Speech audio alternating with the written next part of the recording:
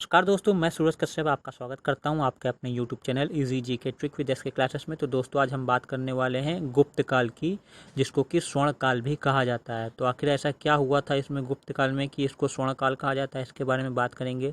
साथ ही साथ कौन कौन से राजाओं ने इस गुप्त काल में शासन किया था और इनसे क्या क्या एग्ज़ाम में पूछा जा सकता है, उन सभी के बारे में हम बात करेंगे। तो चलिए वीडियो को शुरू करते हैं। गुप्त काल को स्वर्ण युग यानी कि गोल्डन पीरियड इसलिए कहा जाता है क्योंकि अगर इस टाइम पीरियड की बात की जाए तो इस समय प्रौद्योगिकी, स्थापत्य कला, साहित्य कला, मूर्ति कला, इन सब चीज़ों का विकास बहुत ही बड़े पैमाने पे देखने को मिलता है। अगर हम विज्ञान एवं प्रौद्योगिकी की बात करें तो इस समय पर आर्यभट्ट और वराहमिहिर जैसे वैज्ञानिक पाए जाते थे। जहां आर्यभट्ट ने पृथ्वी के त्रिज्या का मापन किया, साथ ही साथ सूर्य केंद्रित ब्रह्मांड की कल्पना इन्होंने की थी। वहीं अगर वराहमिहिर की बात की जाए तो इन्होंने चंद्र कैलेंडर की शुरुआत की थी। अगर स्थापत्य की बात की जाए तो कई सारे मंदिर, बड़े बड़े मंदिर का निर्माण इस समय हुआ था, जैसे देवगढ़ का दशावतार मंदिर, भीतरगांव का कृष्ण मंदिर, भूमरा का शिव मंदिर, ऐसे कई सारे मंदिरों का निर्माण इस समय पर हुआ था। वहीं अजंता की और बाघ की गुफाओं में इस जमाने के कला का उत्कृष्ट नमूना देखने को मिलता है। तो ये कुछ इम्पोर्टेंट चीज़ें थी। इसके अलावा उस इस काल में ब्राह्मणों को सर्वोपरि बताया गया था। एक तरह से देखा जाए तो ये भारतीय कला को भी इसमें अच्छा विकास देखने को मिलता है। इस वजह से भी हम गुप्त काल को स्वर्ण काल कहते हैं। तो चलिए अब बात करते हैं इसकी हिस्ट्री की और देखते हैं कौन कौन से इम्पोर्टेंट राजा हुआ करते थे।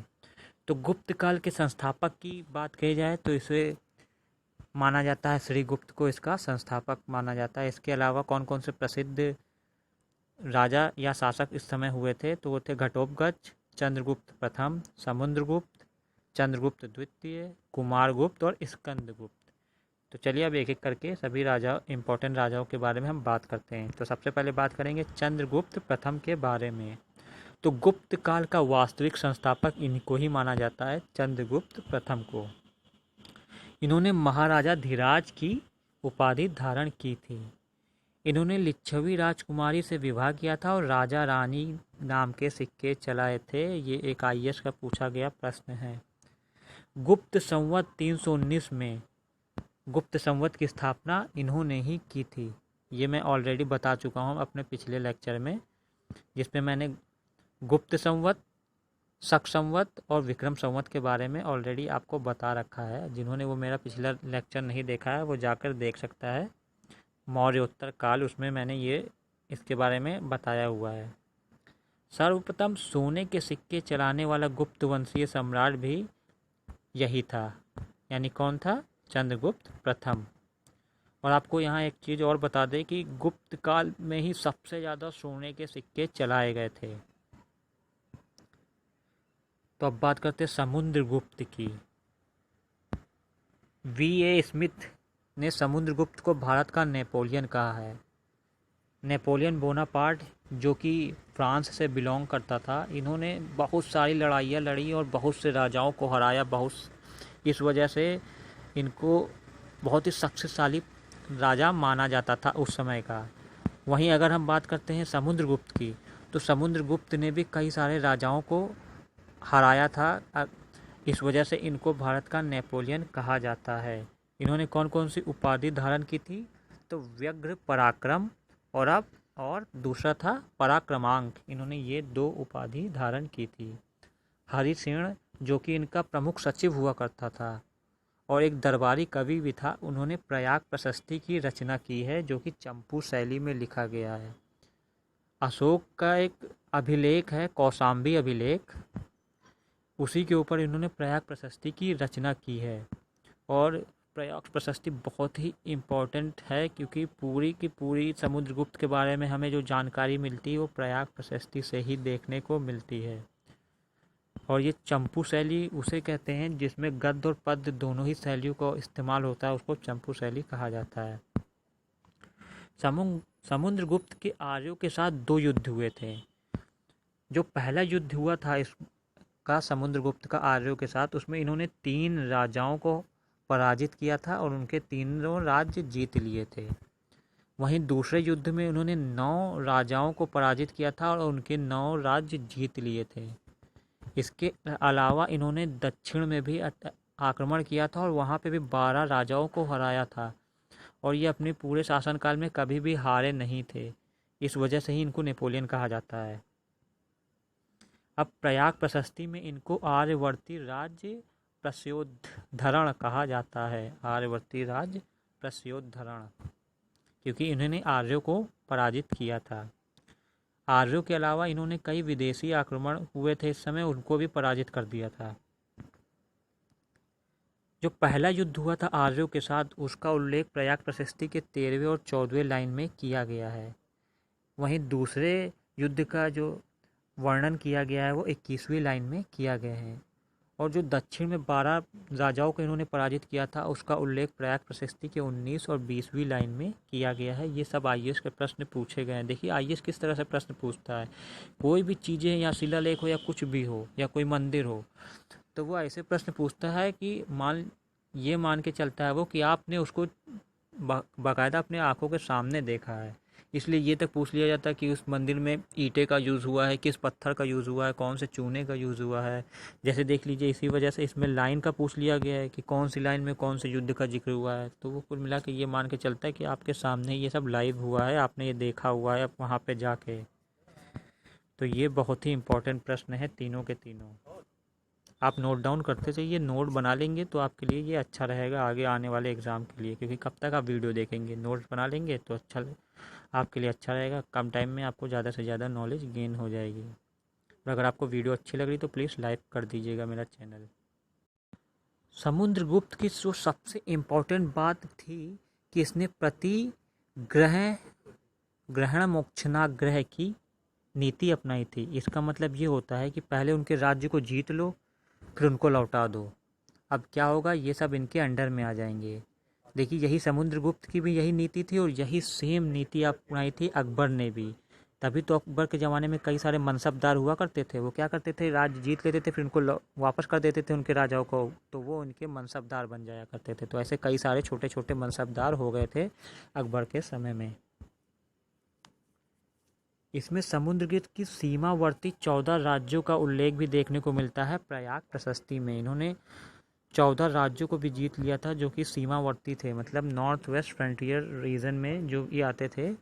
ये भारत का मान लीजिए नक्शा है, तो इस पास में जो जो चीज़ें आती थी इस जगह पे, वहाँ 14 राज्यों का उल्लेख भी देखने को मिलता है प्रयाग प्रशस्ति में। समुद्रगुप्त एक महान संगीतज्ञ था।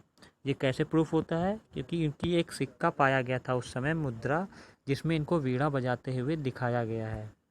इस वजह से इनको संगीतज्ञ माना जाता है। समुद्रगुप्त ने भी 2 अश्वमेध यज्ञ किए थे। समुद्रगुप्त शास्त्रों में पारंगत था, इसीलिए इसे कविराज भी कहा जाता है।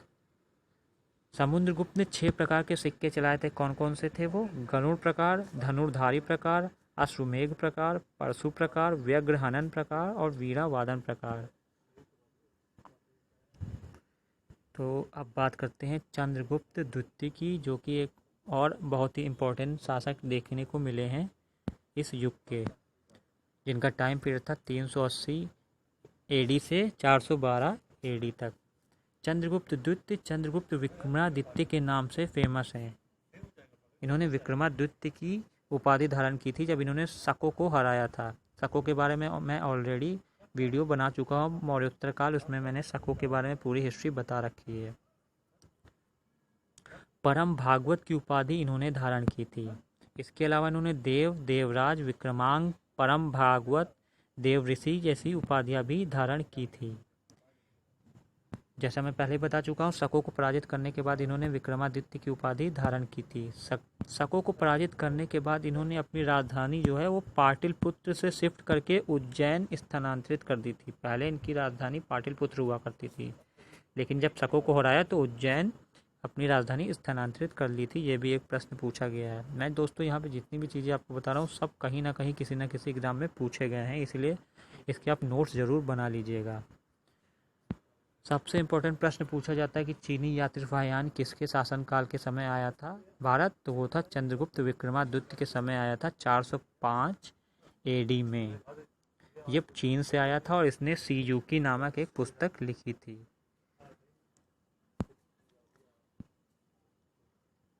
सीयूकी पुस्तक कई बार एग्जाम में पूछी गई है। देखिए, सांची अभिलेख में चंद्रगुप्त द्वितीय को देवराज एवं वाकाटक अभिलेख में इसे देवगुप्त के नाम से पुकारा गया है। वहीं गढ़वा अभिलेख में चंद्रगुप्त द्वितीय को परम भागवत के नाम से पुकारा गया है। चंद्रगुप्त द्वितीय कला एवं साहित्य का संरक्षक था। इसके ही दरबार में 9 रत्न रहा करते थे। कौन कौन से 9 रत्न थे? कालिदास, जिन्होंने अभिज्ञान शाकुंतलम और मेघदूतम जैसी विश्व प्रसिद्ध साहित्य की रचना की है। दूसरे थे छपनक, बेताल भट्ट, धन्वंतरी, अमर सिंह, वराहमिहिर, शंकु, खटकर पारा और वर रुचि। इनके समय में जो सोने के सिक्के थे उनको दिनार कहा जाता था और जो चांदी के सिक्के हुआ करते थे उसको रुकपक कहा जाता था। अब बात करते हैं कुमार गुप्त की। कुमार गुप्त ने महेंद्र द्वितीय की उपाधि धारण की थी और इन्होंने नालंदा विश्वविद्यालय की स्थापना की, जिसे कि हम नालंदा बौद्ध विहार भी कहते हैं। ये एग्ज़ाम में कई बार IAS, PCS और स्टेट लेवल के एग्ज़ाम में अक्सर ये पूछा जाता है। और दूसरा प्रश्न पूछा जाता है कि विक्रमशिला विश्वविद्यालय की स्थापना किसने की थी, तो वो की थी धर्मपाल ने। जब मैं पाल वंश के बारे में बताऊंगा आपको तब धर्मपाल के बारे में हम जिक्र करेंगे। फिलहाल ये दोनों में अक्सर लोगों को कन्फ्यूज़न रहती है, इसलिए मैंने ये दोनों साथ में लिख दिया है ताकि लोगों को कन्फ्यूज़न ना हो। जब मैं धर्मपाल के बारे में बताऊंगा तो उस समय फिर नालंदा विश्वविद्यालय के बारे में एक बार जिक्र कर दूंगा ताकि आपके माइंड में अच्छे से वो चीज़ें बैठ जाएँ। गुप्त राजाओं में सर्वाधिक अभिलेख कुमार गुप्त ने बनवाए थे। कुल 18 अभिलेख इनके समय बनाए गए थे। कुछ प्रमुख कौन कौन से थे? बिलसण अभिलेख, जो कि जिला एटा उत्तर प्रदेश में है। करमडंडा अभिलेख फैज़ाबाद में है, ये भी उत्तर प्रदेश की एक जगह है। मनकुवर अभिलेख इलाहाबाद में। और तुमैन अभिलेख, जिसको तुम्भनगढ़ अभिलेख भी कहा जाता है, ये गुना यानी ग्वालियर में है, मध्य प्रदेश में। कुमार गुप्त ने मयूर प्रकार की स्वर्ण मुद्राएं जारी की थी, यानी मोर की तरह की इनकी स्वर्ण मुद्राएं हुआ करती थी। इन्होंने भी अश्वमेघ यज्ञ किए थे और अश्वमेघ प्रकारें जारी की थी। एक्चुअली इन्होंने अश्वमेघ प्रकार की मुद्राएं जारी की थी, इससे ये सिद्ध होता है कि इन्होंने अश्वमेघ यज्ञ कराया होगा।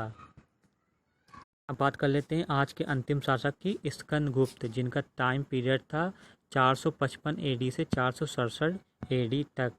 ये गुप्त वंश के लास्ट सम्राट माने जाते हैं। स्कंदगुप्त ने भी विक्रमादित्य की उपाधि धारण की थी।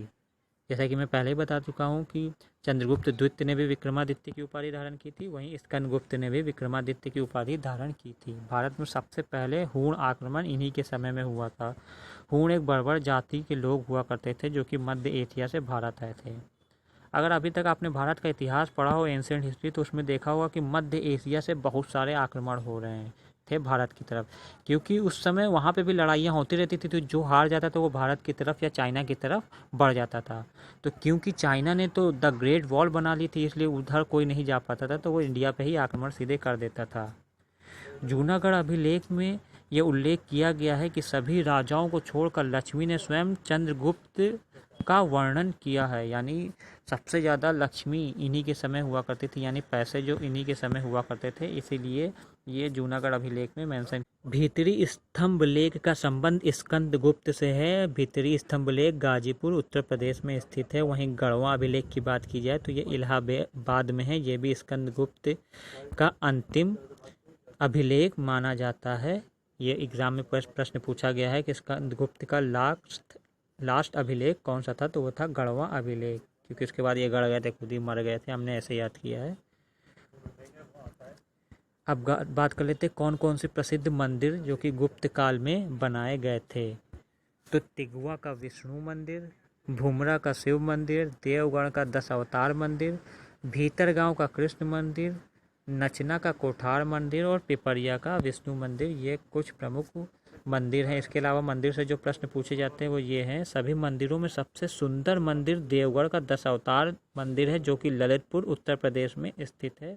इसके अलावा दूसरा प्रश्न जो पूछा जाता है वो कानपुर का भीतरी गांव मंदिर सबसे अलग था क्योंकि ये पत्थरों से ना बन के ईंटों से बनाया गया था।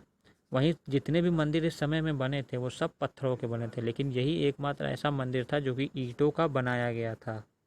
इसके अलावा देखते हैं और क्या क्या प्रश्न पूछे जाते हैं। तो गुप्त काल में जो भूमि कर उपज का 1/6 हुआ करता था।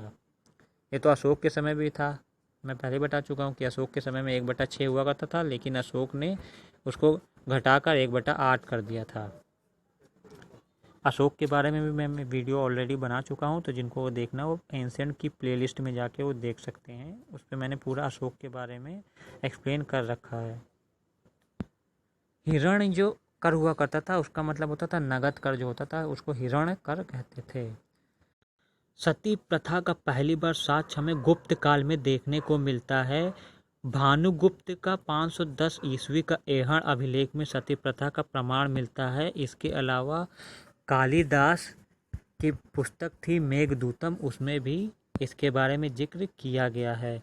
वहीं दूसरी पुस्तक थी कालिदास की अभिज्ञान शाकुंतलम, उसमें पर्दा प्रथा के बारे में बताया गया है कि जो उस समय औरतें थीं, चाहे वो कुलीन वर्ग की हों या निचले वर्ग की हों, उनको जब भी अगर वो बाहर निकलती थी तो उनको पर्दा प्रथा करके ही निकलना पड़ता था।